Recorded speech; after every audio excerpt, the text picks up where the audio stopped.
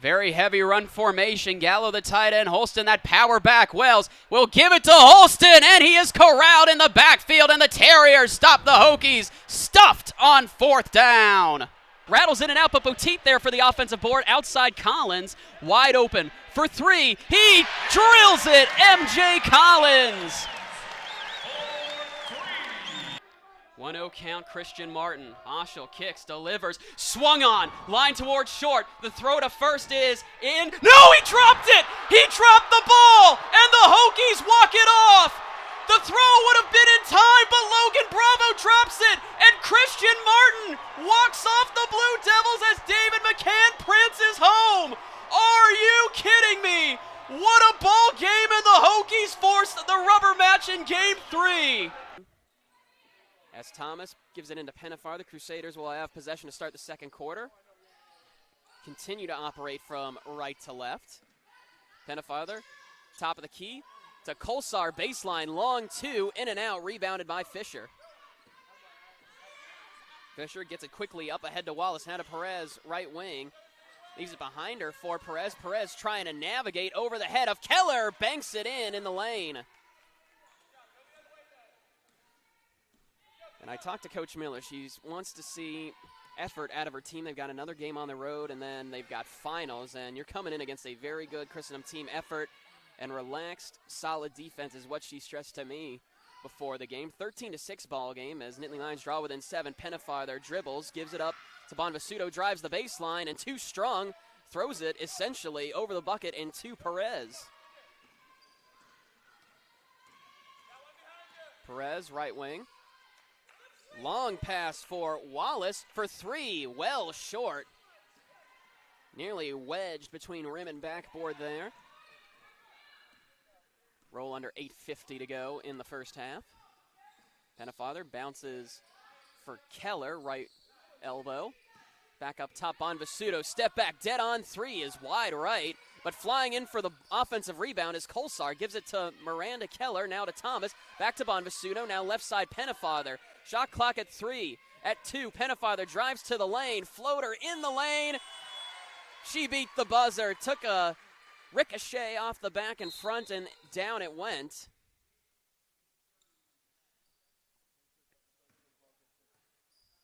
And another stoppage of play to properly adjust the clock. Coach Miller has a good chuckle about it. 8:19 on the stop clock to play in the second quarter. Kalp to inbound. Now it'll be some press applied by Christendom. Gives it to Merriman. Now back to Kalp. Kolsar on Kalp. Draws 2. 21 seconds, and that's going to be a 10-second violation. Believe that is now the 3rd or 4th turnover forced by the press of Christendom College as they get the 10-second violation. 8:07 to play in the second quarter. Penafarther directs traffic, zips it to Bonvisuto to the right. To the right sideline for Kolsar, back to Bonvisuto, who kicks to Miranda Keller. Baseline jumper from just about distance is off target. 15-6, the Lady Crusaders lead. Perez has to pick up her dribble in a spot of trouble. Gives it to Merriman, now gives it to Wallace, far corner. Wallace far pass to Perez. Wanted the 3, but Kolsar collapsed well. Now she'll drive, tries to use the glass again. But off target, tapped around and rebounded by Christendom College. Penafarther, long pass, Bonvisuto. Nearly a transition bucket. She kicks back for Thomas for 3. That one's no good. Tapped around back to Bonvisuto. Wants to go back up with it. Instead gives it up Thomas. Elbow jumper is too strong. Bonvisuto, another offensive rebound. Gives it up for Miranda Keller. And can she save it out of bounds? She can, but gives it right to Merriman. Perez trying to push yet again, but great defense in transition. Fisher wanted the jumper from the free throw line, tries to get it to the corner, but it's taken away by Catherine Thomas. Trying to go coast to coast over Perez. Takes a hop and out, gets back her own miss, puts it up again, left short off the front of the rim, throws it up, hits the deck, no call comes, and back to Penn State Monte Alto. Wallace to Merriman. Merriman nearly trapped in the far corner, gives it up to Wallace. Nittany Lions reset this side, Perez. Perez bounces to Culp down near corner. Dribbles to the elbow, gives it up. Perez. Now back to Wallace. Shot clock winding down. She'll try a three, and it's nylon.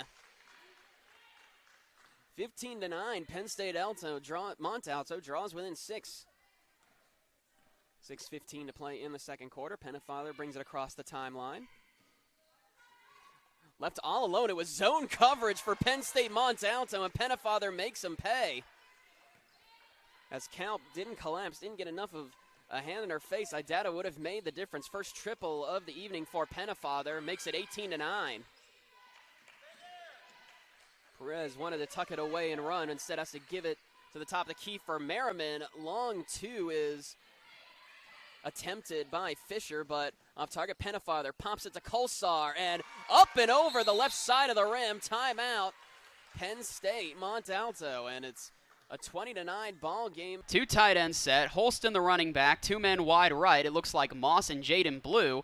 Grant Wells fake the gift to Holston, gonna flip it out into the flat for Nick Gallo, who's chopped down by Miles Richardson, the strong safety. A short pickup on first down for Virginia Tech on that right side of the field. Yeah, Nick Gallo came into this game leading Virginia Tech in receptions with 8 over the course of the first 2 weeks. He's got a few today, another one right there. He's been a solid emergency valve for Grant Wells. Chance Black subs in for Holston. Bunch formation left, one man right. It's Christian Moss. 2nd down and 6. Wells going to throw. Only 3 men. Fires across the middle. It's a wide open Nick Gallo. Up across the 40 and down at the 44-yard line. Another chain mover from Virginia Tech. And you have to think Jaden Blue making all these plays. He's drawn a fair bit of attention. He's drawn over Amir Anor in coverage. And they're lining him out wide, so it's opening up the middle of the field for Gallo. First down at the 44. Two tight ends set still. Black still the back.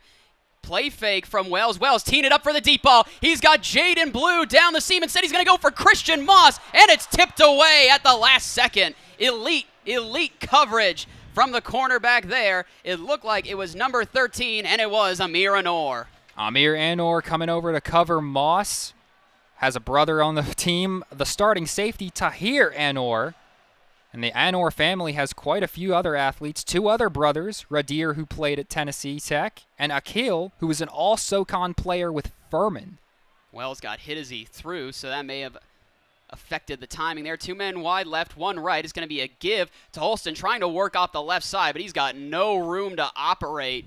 Meets the whole of the Wofford D-line. Maybe he gets 1 yard, and they'll give him 1 just for his trouble. Set up 3rd down and 9 for Virginia Tech.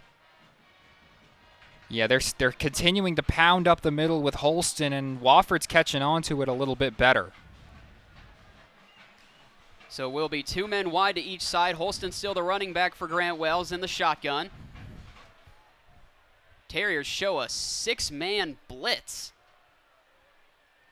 But will it come? No, they bring 5. Wells has a clean pocket. Fire it out to Gallo again, and it's broken up. Incomplete. In the coverage, it was John Michael DiRoberto breaking it up against the big tight end. Yeah, now Wofford usually likes to run a 3-4 base, but looked like they were running some Tampa 2 with 4 guys on the line and then some edge rushers to make 6, and they forced Wells to make a really quick decision there, which led to the incompletion. So will be Peter Moore on to punt once again for Virginia Tech. You and I were talking about it during the half. Virginia Tech hadn't punted all the first half, and they've already got 2 here in the second. As Moore will swing the right leg, deep pinwheeling kick, fair catch called inside the 10. That's why he got the 25 this week. As KO waves the arm, and it will be a first down for Wofford at their own 6-yard line. Hokies defense has them backed up. Can they capitalize? We'll find out when we come back. The Hokies still lead at 20-0 over Wofford. We're back for the home side of the second. Leading off for Virginia Tech, the freshman by way of Denver, North Carolina, and the first baseman, a left-handed hitter, Garrett Michelle, was 1 of 3 on Tuesday. And as I alluded to earlier, that was a wacky game, especially the way it ended for Virginia Tech, as a fastball clocked at 90 in the top of the zone for strike 1. Michelle did not hack at it, nearly checked, but an 0-1 count. And that one is hacked on and missed for strike 2. And Virginia Tech, that game against James Madison, jumped out to a 3-0 lead as the 0-2 is off the plate away from Michelle for a 1-2. JMU scored 5 unanswered. Virginia Tech trailed 5-3 going into the bottom of the 8th, and it ended up being the base running that really propelled the Hokies as Michelle lines one out towards right, but chasing it down and making the grab is Mac Horvath. So 1 down already in the bottom of the second. That will signal on big 6'7" Brody Dene, the catcher for the Hokies. A freshman batting a .299. A right-handed hitter at that from Lakeland, Florida. First offering he takes, finds the top shelf of the zone, strike one. An 0-1 count for Dene. And Virginia Tech got on base, loaded the bases, as Dene flies that one over the stands here for strike two. An 0-2 count for Brody Dene. Made it 5-4 on a bases-loaded balk. Tied the game on a bases-loaded walk. Took the lead on another bases-loaded walk. And then a single. And speaking of, Dene laces one into shallow left center. And the first hit for either team of the day. And it comes off the bat of Brody Dene. So the Hokies have a man aboard. 1-out single by Brody Dene. And all 4 hitters for Virginia Tech had been retired up until that point. No one had gotten on base for either team. So now maybe Virginia Tech has something cooking with Dene on base. And up next, it will be Christian Martin. All told, Virginia Tech would get a RBI single as that first pitch to Martin. Just a hair close to being off the plate is called strike one. An 0-1 count for Martin. Virginia Tech went on to win 7-5 as Martin skies this one out, and it will get down in right field at the feet of Horvath. Dene legging it out past second, and into third. He's safe, but the ball got away from the third baseman. Dene trying to get up, but thinks better of it, and Martin on into second, and the Hokies have something cooking. Christian Martin lined that one out into right field, stopped right in front of Horvath, and Brody Dene, his all 6'7" of him, was lumbering towards third, dove on it. Ball got away from Johnny Castanazzi, but Casey Cook kept Dene from getting any further. So it'll go down as a 1-out double for Christian Martin. So 2 Hokies in scoring position, and on steps Eddie Eisert, the right fielder transfer from NC State, the junior batting .267 this season. No move to have a talk with Bavare as that one dipped well below the zone into the dirt, but Eisert chased it. So an 0-1 count for Eddie Eisert. Connor Bavare in a bit of a pinch here with 1 out and both Hokie runners in scoring position. Dene at third, Martin at second. Same pitch, same swing, same result. Eisert trying to bring some runs across. Must have gotten the green light before stepping to the plate, and he's behind 0-2.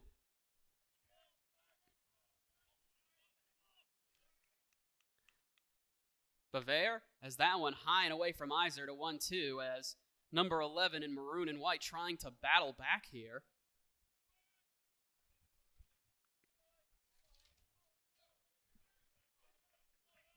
Eisert in a big spot early. The 1-2 pitch is down and in. That was the same pitch that Eisert chased 2 times prior, but lets it be, and the count's 2-2.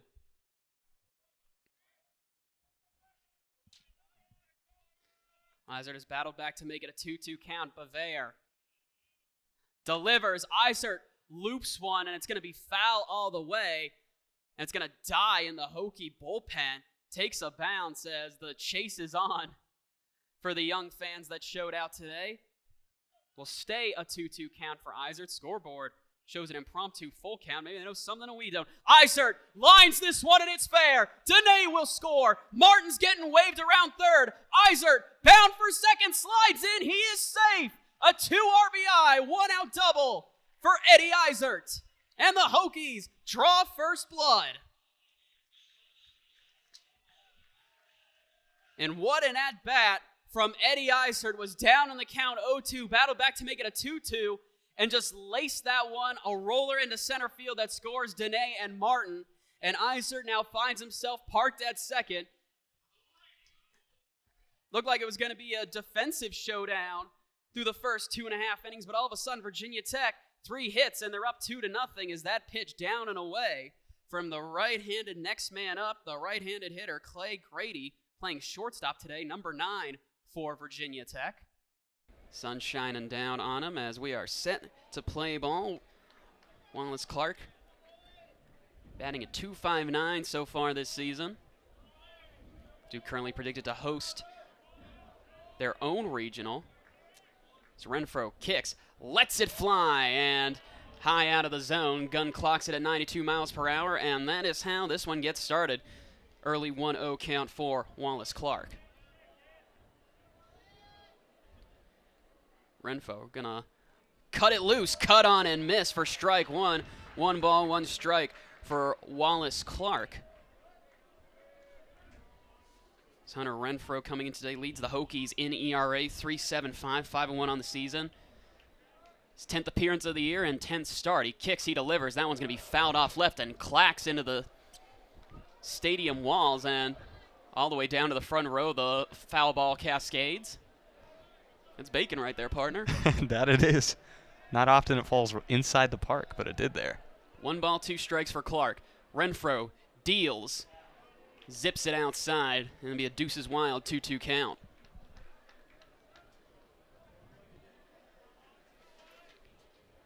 Duke coming into this one leads the all-time series in head-to-heads against the Hokies, 46-32.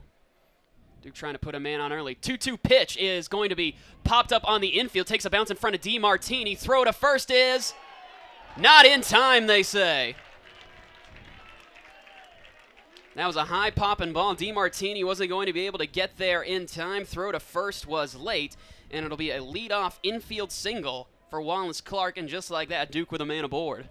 Yeah, a tough play there. DeMartini tried to get it from third out to first, but just not quite able to get it there in time. It was real close. And now the hero for Duke on multiple instances last night, Ben Miller. Number 34, playing third base.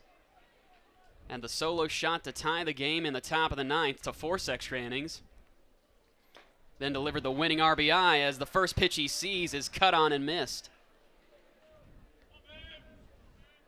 Righty versus righty here in the battle between Renfro and Miller. On his prior starts this season, Renfro has been primarily the day 1 starter, but some pitching struggles as of late. Virginia Tech decided to shake up the lineup. Jeremy Neff had the start last night, and another healthy cut by Miller that is whiffed on, and he finds himself in an 0-2 hole. Renfro trying to put away a trouble spot early for the Hokies.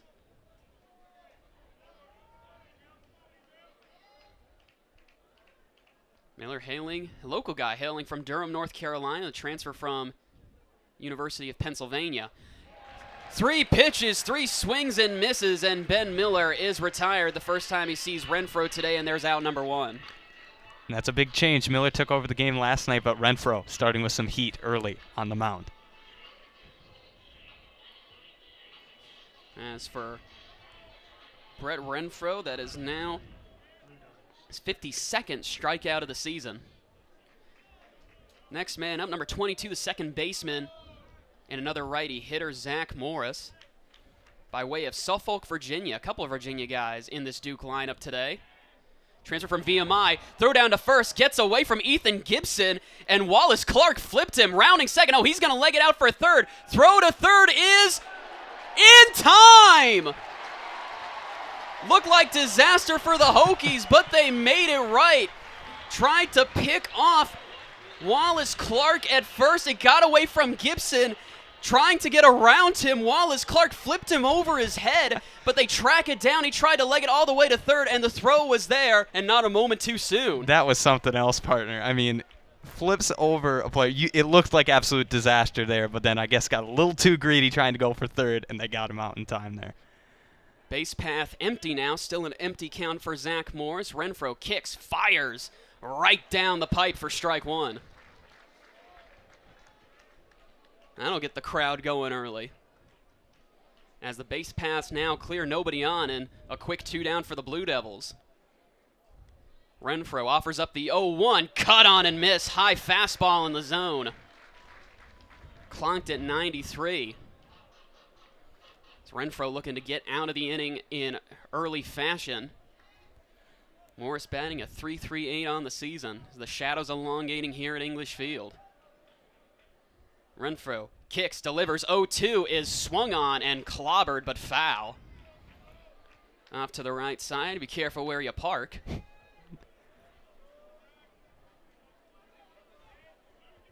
Morris trying to stay alive in the at-bat. It's Alex Stone, the cleanup man on deck, number 5 for Duke.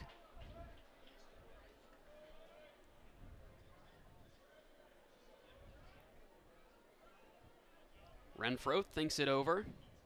Zach Morris 3 of 5 last night. Fastball is well high, up and inside. As Morris trying to work Renfro. Count is 1 ball, 2 strikes. As Morris 3 of 5 with an RBI last night. Was struck out twice and was scored once. Number 17 in maroon and white kicks, deals. 1-2 pitch is shot through the left side gap, and it's a 2-out single for Zach Morris. That one right in between the gap and no one there to grab that ball. Put it right where it needed to be between Carson DeMartini and Clay Grady. So that will single on the cleanup man and the catcher, Alex Stone, for the Duke Blue Devils. Stone, right-handed hitter, senior from Andover, New Jersey. Renfro's already surrendered 2 hits here in the top of the first, but Renfro's that kind of pitcher. He gets better as the game goes along, I'd say, and he's the Hokies' main strikeout guy. You look at guys like Wyatt Parliament, he can rack up strikeouts, and then their day 3 guy, Griffin Stieg, doesn't rack up a lot of strikeouts. He's more of a soft contact, force some flyouts, groundouts type of guy, but Renfro, he can really, if he's in a groove, he can rack out the Ks. Delivers. Called strike 1. Wind has changed again. Was blowing from left to right during the pregame, then out towards center during the national anthem, and now from right to left. So swirling a little bit if the ball can get up high enough. 0-1 delivery from Renfro is cut on and missed. Another strikeout, as you mentioned. He's been doing that. And as you were talking about, he's been one where he does get better as the game goes on, can go the distance that not everyone can. He pitched 6 innings last time out. We'll see how far he can go today. Does have one 8-inning performance this season. Hasn't pitched the full game yet. 1-2 pitch is fouled off left, rolls all the way to the doorstep of the Hokie dugout, and I think that one may have come back to get a piece of Alex Stone, as a little hobbled after that one as he walks it off. Yeah, seems to have scraped his left leg. Got a little bit of a limp there, but now he's back to go to try again. There's more Hokies still trickling in. Handful of Duke fans on hand, not that far a drive between here and Durham, North Carolina.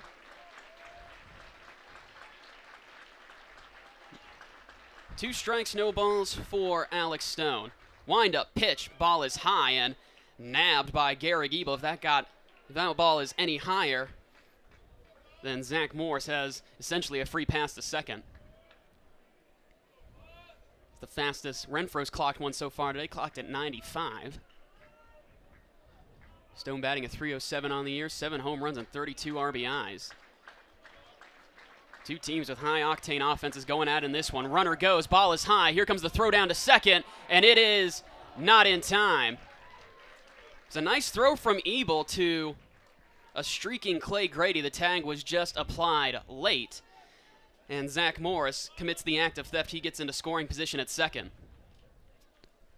Yeah, tough throw. Nearly had it. Just couldn't quite get it in time. Also evens the count 2-2 for Alex Stone. Something the Hokies got to be mindful of. Duke, over 25% of their runs this season have come with 2 outs. And a called strike 3. Got him looking and averts the threat. 2 strikeouts for Brett Renfro in the early going. Duke leaves a man stranded at second, and that will do it for the top half of the first. Still scoreless here between the Hokies and the Blue Devils as we head to the home side of the first. He's Riley Klaus. I'm Aiden Butler. You're listening to 3304 Sports. And we're gone only briefly as I am rejoined for the second time today by head coach Joe Dotson. Coach, first off, congratulations, and only real question I can ask is, what a game. Yeah, that's one way to put it. Yeah, no, that's all to the guys. They fought their butts off, man. The grit and resiliency in the second half. That's more than I could ever ask for. So, and I call it at halftime. It was just a call to action, and they responded. I could be more proud of the way they played. It was awesome. So what was the message to the team? Obviously, a call to action. I love that in the locker room. But even then, you come out in the second half, and Central Penn's still the aggressors. I think the lead got as big as like maybe 15 or 16 at one point. But your guys, they didn't waver. Well, I mean, you've seen them play throughout the year. I mean, that Valley Forge game, the Penn State York game, you weren't there for that one. But, that's just an identity of this team. And so it's just a matter of, like, some things aren't going to go your way, whistles, other team shots. I mean, they hit some very incredibly tough shots that I thought we defended pretty well. But, things aren't going to go your way. But, do you have the mental fortitude to hang in there? Do you have the mental fortitude to keep on to keep on doing the right things? And they did. And slowly but surely it just his lead got smaller and smaller. And then once it got to that 10, 11 point game, it was like now it's punch time. It's time. This is where we strike, and they did it to perfection. And of course, your big man Daniel Schultz had to sit for a lot of the game due to foul trouble, so you didn't really have your primary guy down low. And I've talked to enough coaches to know that this is a definition of a team win today. How did the other guys, your Charlie Evich's, your Michael Vanderwoodies, your Luke Rosses, those guys step up? A next man up mentality. And no two basketball games are the same, and that's why all coaches everywhere, they preach to their guys on the bench, stay ready, because you never know when your time is coming. Like Charlie absolutely stepped up in a massive way today. And he, we called him to action defensively. We said, we need you to go out there and get us stops, and he went out there and got us stops. And then, of course, I would be remiss if I didn't mention guys like Bobby Vanderwoody and John Fowler, so instrumental down the stretch and knocking down some huge shots. The growth has been, it's amazing, even just the course of this year, but really just the course of their careers. They're just completely different players than what they came in, and that's all we can ask of them. I think it's just a testament to the work that they put in, and these games are won not on they're won on the court obviously, but they're won through the weight room, through the film sessions, through all the off-season workouts. That's where these games are won. The games can be won and lost in September. All right, last one, and then I'll let you go off and celebrate. What does it mean to have a game like this under your belt for this young team and still a relatively young season? Yeah, I mean, it's when you can have a battle-tested team go heading into January and February, that's all you can ask for. And these experiences, I mean, I'm sure with a loud crowd, it was, the fans are the best fans in the country. I couldn't hear myself think throughout most of the second half.